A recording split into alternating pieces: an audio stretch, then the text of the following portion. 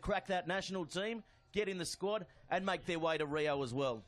Well, there they are on screen right now, the Canadians and the Stars. The Canadians on the left-hand side, the Stars on the right-hand side. A big audience as we go around the world today. Prime time in Canada and in the USA. Welcome to the Central Coast here in Australia. Yes, definitely, and these two sides, there's no love lost there. Of course, Canada versus the USA, one of the great all-time rivalries, Peter.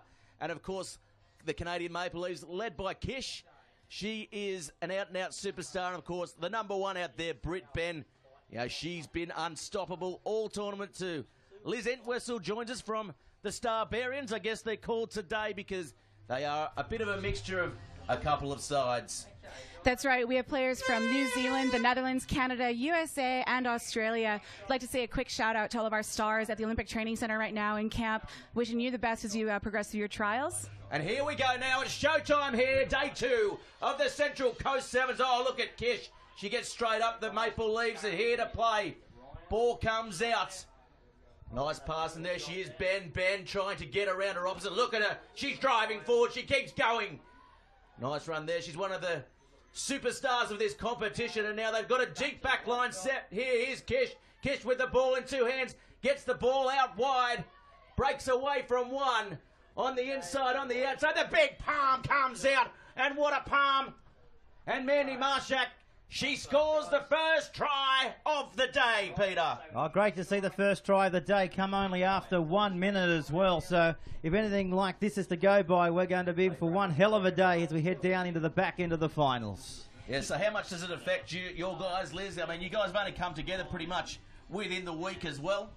That's right. We actually haven't had a full training session with all 12 members of our roster together, with everyone coming from such different places, and really came together yesterday. Had that opening hit against Fiji, then came back in both of our matches against Central Coast Academy of Sport and Sunnybank. We were down in both games.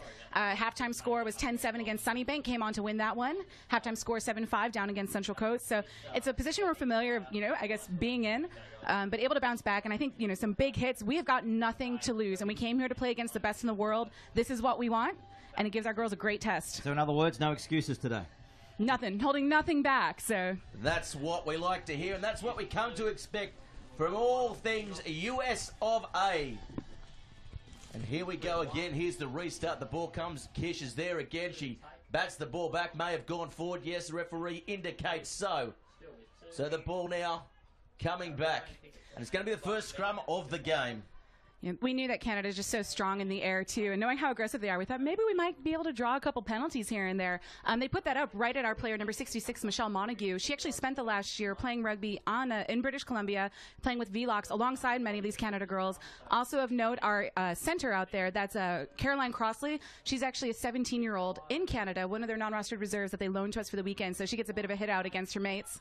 And we'll see what she can do. Oh, Kish was coming through on that one. I thought maybe it was fumbled, but referee disagrees with us there as the ball comes out now. A little good line to speed by the Maple Leafs there. Penalty, though. Referee says offside, Pete.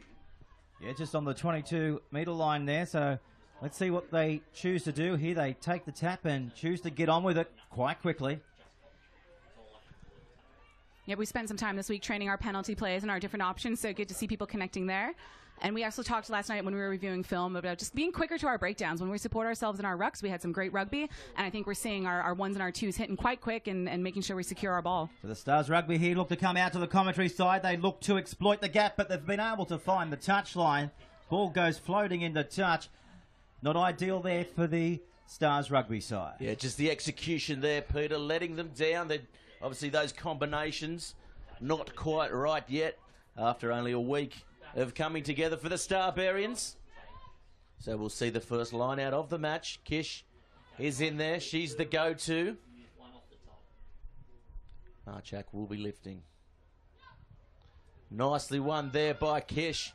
Not a trouble, and the gap opens up. Here she goes. Molesty, she's going to go all the way. What a try! An absolute stunner. And she knows where to score it too to make the conversion quite easy. Right underneath the post. They're on fire here, the Canadians. I mean, just like we saw yesterday when we played Fiji, the good teams are going to create try-scoring opportunities off those turnovers. So an unfortunate missed pass, that unforced error by our team, leads to a Canada line-out. And I'm not quite certain why we didn't get somebody up, because we've had some quite good lifts and jumps in the games and our practices leading up to this. But it gives Canada a pretty clear line for the try. Great job by Canada, but still plenty of game to play. Still 10 minutes left in the action. Well, the gap certainly opened up there, didn't it? And Kayla went through. She sniffed it. Saw it open and boom, underneath the stick. She showed plenty of pace too. The number 2. Say this Canada team quite fit. I think they're one of the bigger size-wise too. You look at all that muscle on Team Canada, training together and working as hard as they do. So we knew this wasn't going to be an easy game, win or lose. That we were going to get some solid hits and some good contests. We'll take that from the air though. That's nice. A little gift, not going 10. Get the short arm at halfway. 10. And again yesterday we saw it happen. At least one a game, Pete. Well, it's their turn now to get back into this. First time they've been inside the Canadian half. Let's see what the Stars can do here. Look at that defense, driving them back towards their own goal line here, the Stars.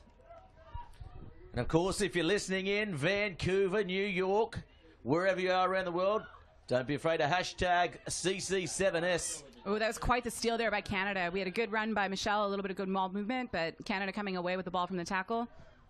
Here's Ben. Ben opens up. Oh, over the top to Harvey. Not the best ball. They'll realign and she goes forward. She decides to truck it through the defense. She's got an arm free. Can't get it loose, though. Yep, that was Kirli Laws on the tackle, one of our Australian players, recommended from the Australian developmental coach. A young player down from Sydney area, only about 18 years old. Kish challenging Janneke outside. Looks like Kish is going to go through. An uncharacteristic missed tackle from one of our Netherlands players there, that number 15. Good players make it look easy, don't they? And she did exactly that. She's such a good player, is Kish. She's no Kish out of water, Peter. No, we definitely know that. And there she is there, just getting a bit of appreciation from her fellow teammates there on screen there. We said yesterday, I love her, the different hairstyles, but certainly stands out. A lot of individualism there, and she loves it. Now this is the chance now to convert the Kish try. They're about 15 metres in from our western touchline here at Maury Breen Oval here at Wyong. An unusual drop punt, and it's just wide. So no change here on the Bar TV scoreboard. We've had 6.5 minutes here. Canada leading by 19 points to 0. Yep, we brought in a substitution here. It looks like Janneke had to go out. We brought on Tiara Reynolds. Sorry, not Tiara Reynolds.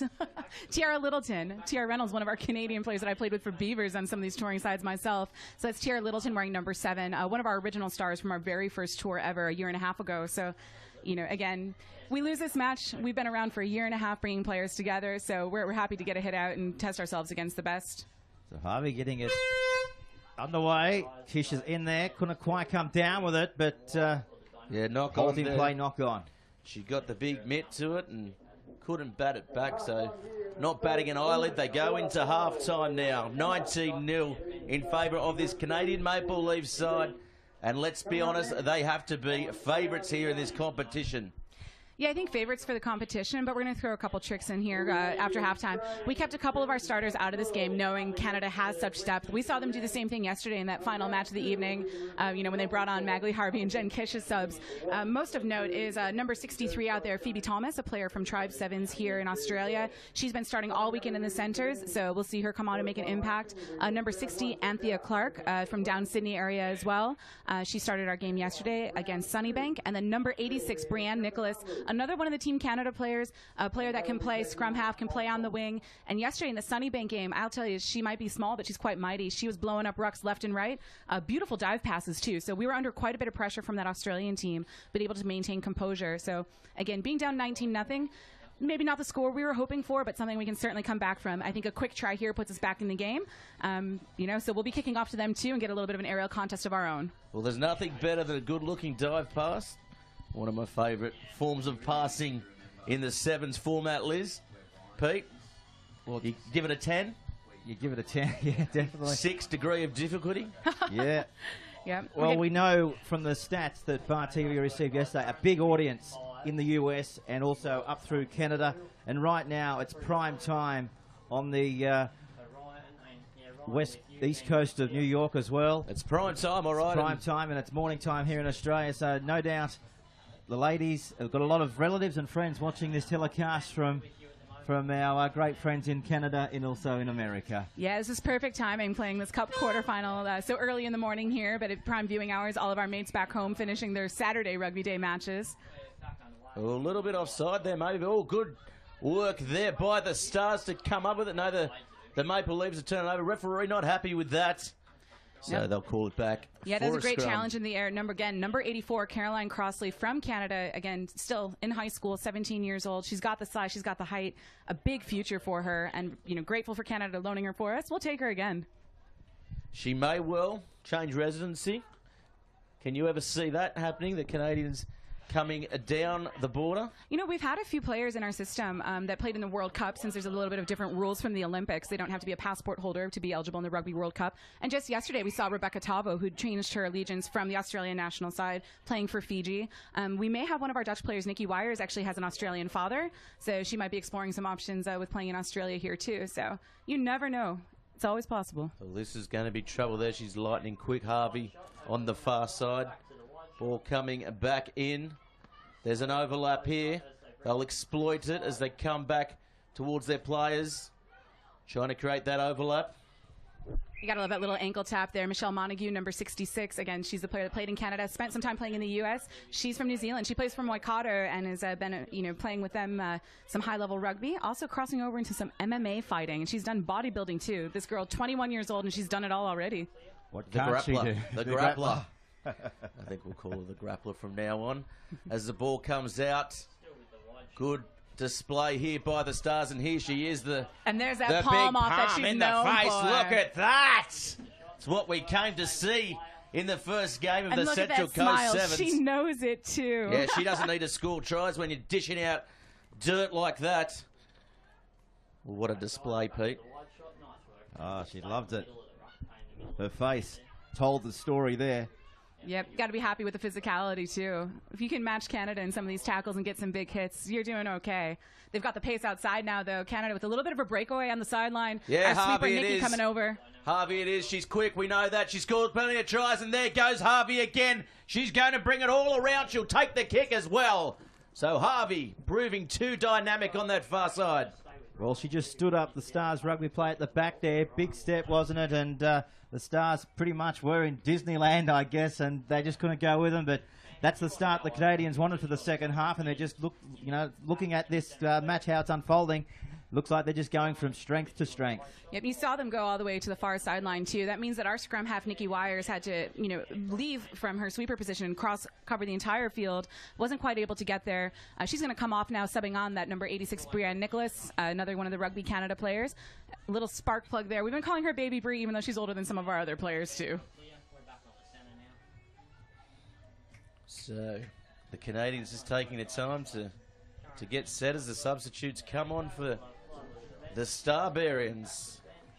If anyone's just clicked on, of course, the Canada Leafs here, the defending champions, and they'll be hard to beat once more here today. Oh, centre field kick, pressure coming through, good hit there. Kelly Russell it was in the 8. They've turned the ball over now. Nice little short ball up the middle. Barrier was. Now they go back towards the right. They got a bit of an overlap there. If they can use it, they may not need to. Little flick pass, finding the Stars intercepted. player. That's Emily Belchos, another Canada player. So again, Caroline Crossley on that tackle. Emily Belchos coming away from the ball. Brianne Nicholas taking it into contact too. And we have a couple more subs that are going to be coming on. So we talked about Phoebe Thomas and her impact play. Anthea Clark there. So number 60, number 63. Next time we get a breakdown, we're able to make a substitution. We'll bring on a couple fresh legs and see what we can make happen. Well, here comes Canada again out the far side. They come around. Oh, can't just hold on to that one. Barrier was. Yep. Really pleased, though. Playing a lot more connected on our defense. Again, from that Fiji game yesterday with how they were attacking on offloading. I think, that hit has, allowed us to connect a lot better today, using our slide, being able to push. We know Canada will go sideline to sideline, and they've got the skill and the pace and the speed, so you have to respect all their talents. We don't want to come up and shoot against them because it just leaves so much other holes. 26-0, but some solid tackling here. You got to be pleased. For our American fans back home, I'm guessing that's a blitz play there, Liz. Calling it a shoot play. Coming up in their faces. Yeah, your Aussie star Jared Hayne might know a little bit about that now, crossing over into our NFL. Just heard today that Jared Hayne, they might be bringing the gridiron side to Australia next year for a pre-season hit out, which would be good to see. Yeah, won't be any Central Coast Sevens, though, as the ball comes out off their own line. Certainly won't attract these type of numbers as Wyong has. And this is good work by the Stars playing off their own line, showing some confidence. Yeah, I like, testing some of those gaps and trying to split the defenders there. That's that Phoebe Thomas. Again, she's actually very recently new to rugby. Big touch background, playing a little bit with Sunnybank, playing with Tribe Sevens, played over in Dubai. And that's Anthea Clark, number 60, with a little bit of the breakaway. And there's that power from Brianne Nicholas. Look at that. Mighty package there. The pocket rockets. So quick tap will be taken. Confident stuff by the Stars, of course. Wouldn't expect anything less from a US team. So now they've been driven back on their own line. They're prepared to play it, though. Little dummy kick.